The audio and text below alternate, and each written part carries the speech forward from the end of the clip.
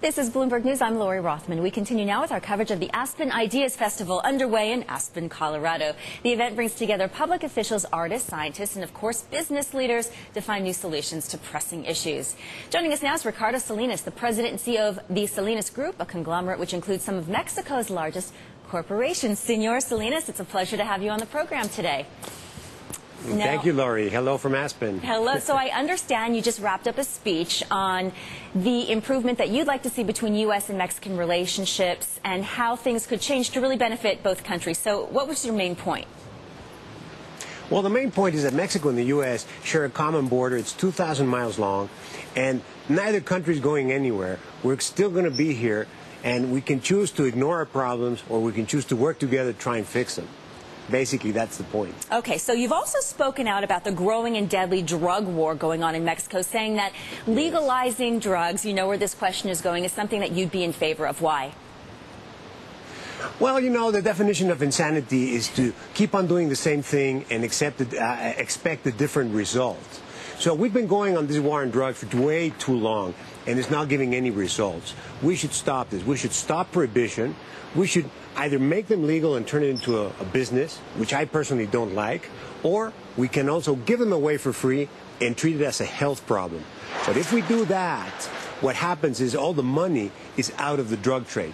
Without money, you cannot corrupt politicians and you cannot buy weapons, and we're way ahead in the game. What would you say, though, about the argument that the UN poses that it positions that legalizing drugs will undermine the global efforts to curb drug abuse? Well, the thing about drug abuse, we had to look at it as a health problem, not as a criminal problem. And I certainly do not support drug use, but the fact is that the way that we've been fighting against the drug trade has given no results.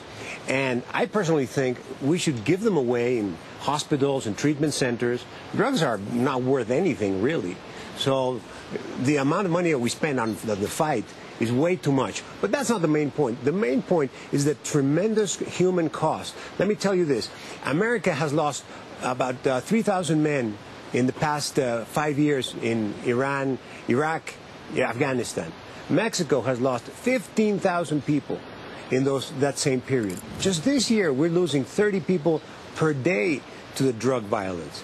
And that's without even counting the corruption that all this money from the drug users in America causes to all the world. So it's something that we really need to review in different terms.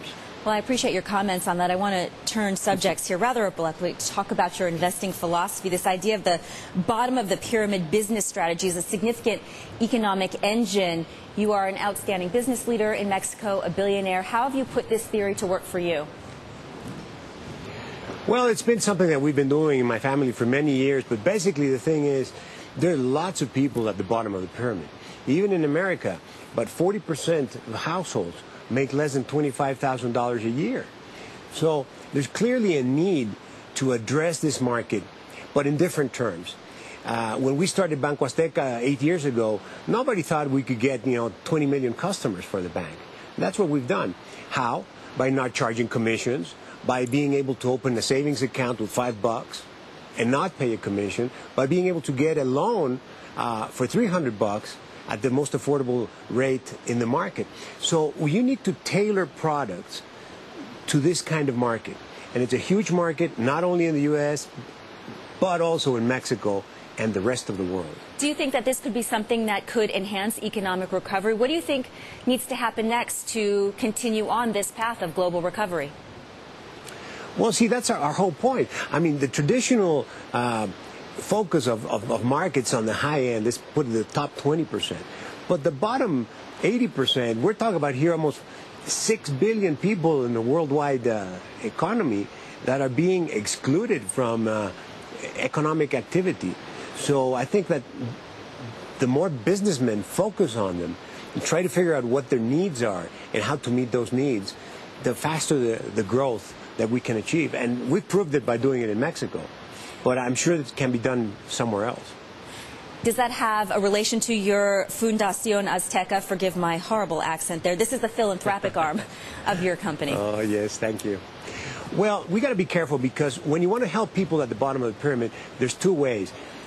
You can give them aid and help, or you can teach them to help themselves. There's a space for both. So through the Fundación Azteca, what we do is we target the underprivileged children so they can have a better education. We target social non-government organizations to help them get funded to do their jobs.